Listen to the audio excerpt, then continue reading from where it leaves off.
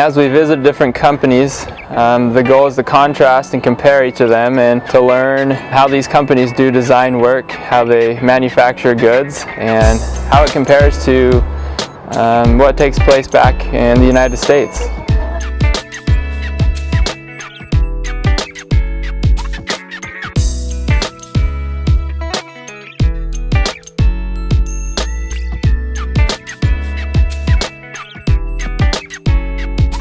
No matter where you are in the world, you have to follow a development process. It's cross-cultural. If you're in England, China, Spain, Italy, Greece, you have to follow this development process in order to have a successful company.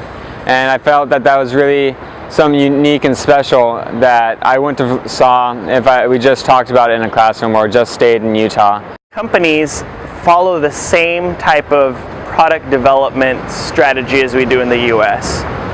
That they have an innovation stage, they have a testing stage, engineering stage, and then a production stage. And I've realized that it's kind of the same process no matter where you go, even if you are outside of the United States. The product development process that we learn in mechanical engineering can be applied to a lot of different fields. It's really easy in our classes to see how it can apply to aerospace or to automotive, but it could be applied to a chemical factory or to a sausage manufacturing plant.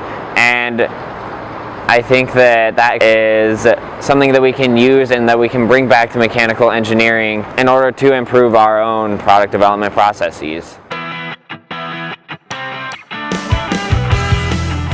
Another interesting point that's been made by a number of companies when we ask about their product development process is a lot of them will say they wish that they had more structure or that they have it, but they wish that they followed it more. I didn't find any one design process that was throughout every single company that was successful. They all had to find something that worked for them. A lot of them recognize that sometimes a deadline comes up and you just kind of do what you need to get it out there and ready in time. And some of the companies even did things that they knew weren't regularly a good practice, but they knew that it worked better for them to do it this way. And so I think a principle there is to be adaptable, to adapt the product development process to whatever you're doing and to find what works best for you.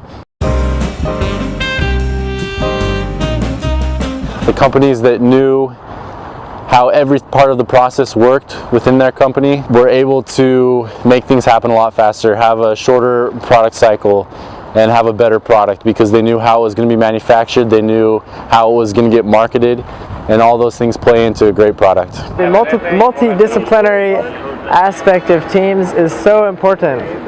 A team of just engineers doesn't know everything that you need to develop a product the right way to customer needs. So it's more than just engineering, and it's more than just the financial part, it's more than just the business part, it's more than just marketing, but all these pieces weave together, influence each other. You know, as a design engineer, you should know all of these things, but you can't be an expert in everything all at the same time. So multidisciplinary teams are very important. Design and manufacturing, they are totally inseparable. These good design engineers are not thinking, you know, what can I make and then how can I make it?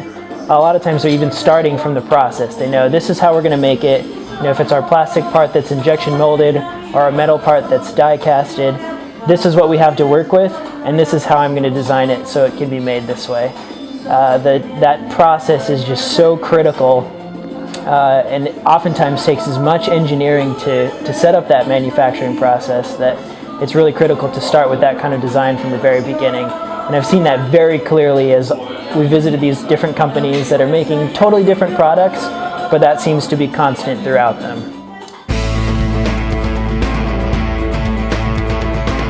I've had the opportunity to take capstone and the product design class, but even so I even had trouble applying that to my internship.